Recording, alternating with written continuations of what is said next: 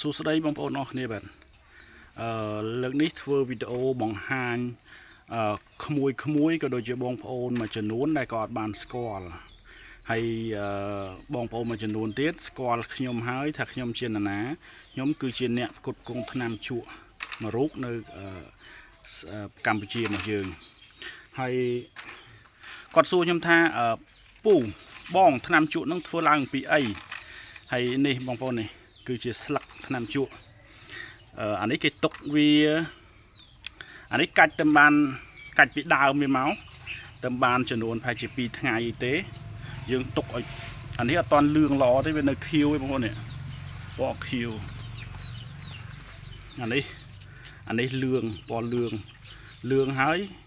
អានេះបាន3យប់ហើយអញ្ចឹងយើង3យប់បានយើងអាចហាន់បានទុកបទុមវាចោលសិនបងប្អូនខ្លះគាត់ដឹងបងប្អូនខ្លះក៏អត់ដឹងទេអញ្ចឹងយើងទុកវាចំនួន2-3យប់សិនដើម្បីឲ្យវាមានពណ៌លឿងនេះបងប្អូនឃើញពណ៌លឿងឡើងស្ងាត់ដល់អាខាងនេះអត់សូវលឿងទេវានៅពណ៌ខៀវចាំងកុំពលឺតិចវារៀងខៀវជាងវាមានពណ៌រៀងខៀវនោះខាងនោះលឿងអញ្ចឹងយើងចេញជាពណ៌2-3យប់ចេះហើយចេញជាពណ៌លឿងអញ្ចឹងហើយបានយើងយកមកហាន់នេះគឺជាប្រភេទម៉ាស៊ីនដែលយើងកែច្នៃសម្រាប់ហាន់ថ្នាំជក់នឹងពីមុនមកលោកតាលោកយាយបងប្អូនគាត់ដឹងហើយថាគាត់ហាន់ប្រើកម្លាំងទេប្រើដៃទេតែឥឡូវមានបច្ចេកទេសថ្មីយើងហាន់ដោយម៉ាស៊ីនដោយយើងអូសម៉ាស៊ីនហើយនឹងមាននេះហៅជ្រុញសម្រាប់ហាន់ហ្នឹង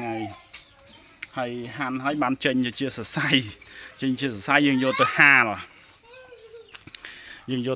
នឹងថ្ងៃហាលនឹងកម្ដៅថ្ងៃ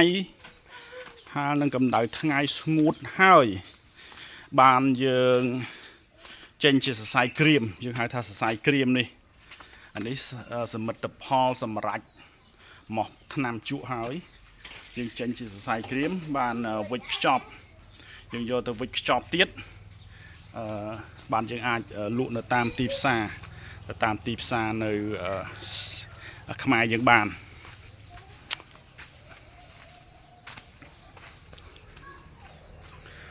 អូខេវីដេអូនឹងមានតែប៉ុណ្្នឹងទេបាយបាយ